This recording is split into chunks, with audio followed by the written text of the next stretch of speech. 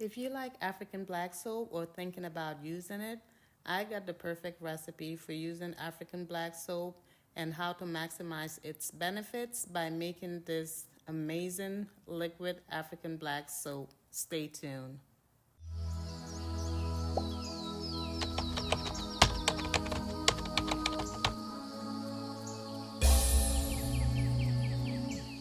So African black soap is this earthy soap mainly made in West Africa. It has no scent to it.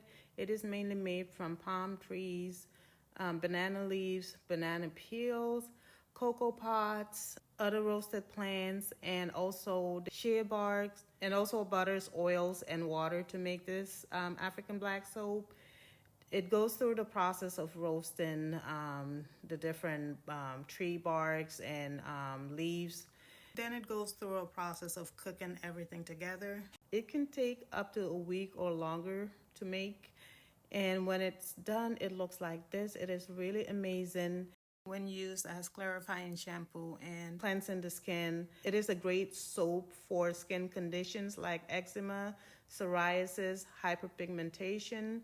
And it is also good for people with dry and sensitive skin because it is from natural ingredients like plants, butters, oils, and so forth. And also it has no scent to it and it doesn't have any harsh chemicals. African soap is also anti-inflammatory and it has natural antibacterial properties. So it is beneficial to acne-prone skin as well as oily skin. For some people though, especially some with sensitive skin, using the raw African black soap can be a little stripping or drying to the skin, especially if you're using it for the first time. For me, it did irritate my skin a bit the first few times that I used it until after the fourth or fifth time. But like always with anything you use for the first time, proceed with caution and use a tester before you actually start using it. However, a great way to use this for almost all skin types is by diluting it and turning it into a liquid soap. And in this video, I am going to show you how to make this moisturizing liquid African black soap. So I am making about 32 ounces of this liquid soap. So I am using half a pound of the African black soap. That's about 8 ounces of the soap. So the first thing you want to do is go ahead and cut the soap into small pieces. If you want to get it melted sooner, you can also grate the soap, but I just chose to cut them up into small pieces.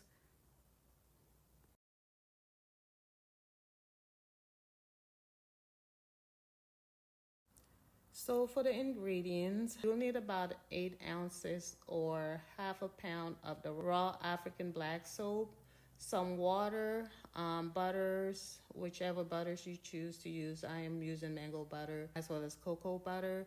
Also some oils, whatever oils you choose, and some cornstarch or arrowroot powder and essential oil if you wish to add that in.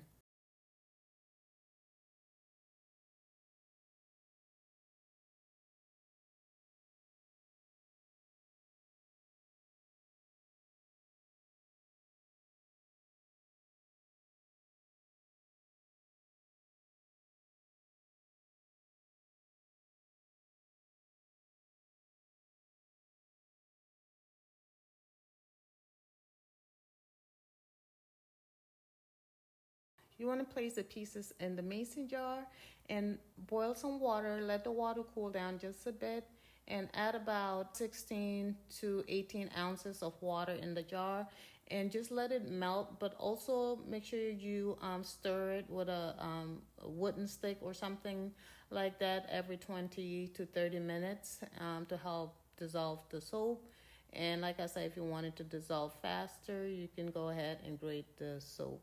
And this should take about 2 to 3 hours to dissolve. And but for me, I kind of left it out a little too long. I think I left it out almost all day. But anyway, while it is dissolving, you want to go ahead and make your butters and emulsifier mix. You want to use the double boiling method to melt the butters together. And I'm using about 2 tablespoons of each butter and about a tablespoon of the emulsifying wax. And once everything is melted, you want to go ahead and add about a tablespoon of either cornstarch or arrowroot powder. This along with the glycerin oil that I'm about to add in helps with the thickness, to give it a little more thickness so that the liquid soap would not just run through. And you want to add about a tablespoon and a half to 2 tablespoons of this vegetable glycerin, and just go ahead and mix it really well. Vegetable glycerin is a great humectant. It is moisturizing and it's a great softener.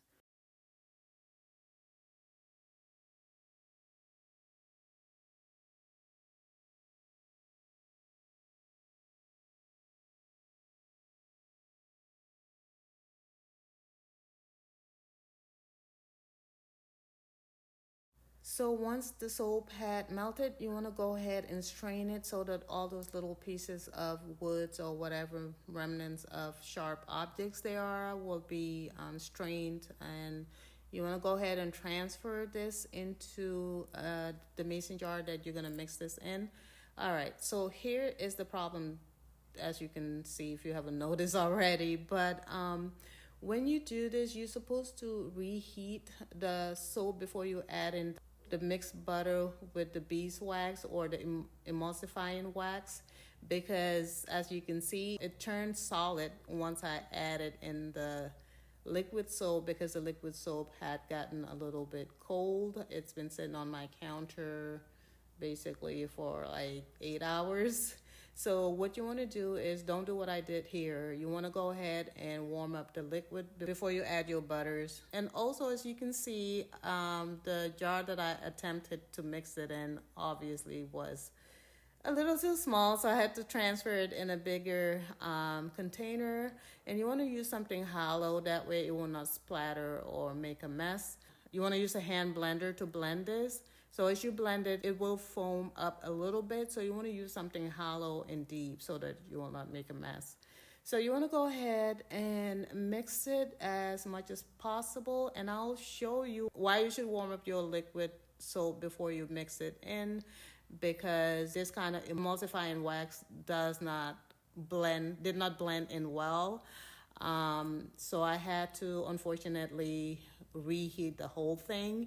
But anyway, before I do that, I just want to show you how well this lathers up, even after diluting it with water and also adding butters to it. And the other thing about this liquid soap is that it leaves your skin very moisturized because of the butters, extra butters, and glycerin oil that's been added to it. It doesn't leave your skin dry at all. It is great for hair as well as the skin. I do use this as a shampoo as well as a body wash. The emulsifying wax did separate, as you can see on the bottom. So I am gonna go ahead and put this on the stove and put it on low medium for about 10 minutes so that everything will be melted and blended, incorporated better, so that I can go ahead and use my hand blender and reblend this. But to avoid this, just make sure to heat the liquid soap once it's melted before you add in your butter and emulsifying mix. So what I did here is just put it in a pot, and I'm using my hand blender or immersion blender, and just blend it. And once this was done, everything was incorporated well, everything mixed well together, and everything melted well too, so I didn't have this problem of the wax separating. So once that's done, you want to pour it into a container with a spout, or something that you can use to transfer it in whatever container without hopefully spilling it. So after pouring it in, there's still some remaining, and I just went ahead and pour this into this container with the little applicator, just because it's easier to use when I shampoo my hair or when I use it for body wash. and the remaining of it, you can just put it in somewhere that's cool, and sometimes I do leave it in my fridge. And this lasts me for about 2 months. Not only do I use it as a body wash, but I also use it as a shampoo conditioner. And this is the leftover that I'll be putting in a mason jar and add it in the applicator as needed. I do use this as a shampoo, and it's basically a shampoo slash conditioner because it does both.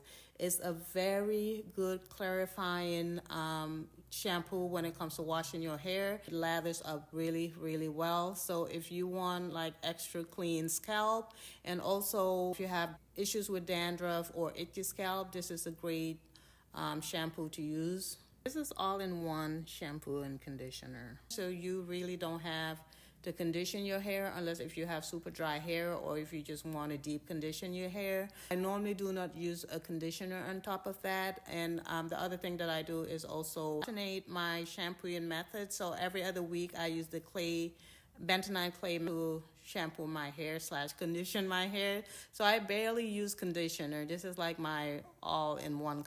For 1 block of raw African black soap, you can literally make shampoo, conditioner, body wash that will last you for 3 to 4 months at least. So that is a great deal. And not only that, but you can make it to your liking, and you can add or subtract whatever you need to meet your skin and hair needs. So this is like a perfect recipe for all-in-one cleansing body wash from head to toe. So anyway, this wraps it up for this video. I really hope you learned something from it. I hope you enjoyed this video. I hope you found it useful. If you did, don't forget to give it a thumbs up.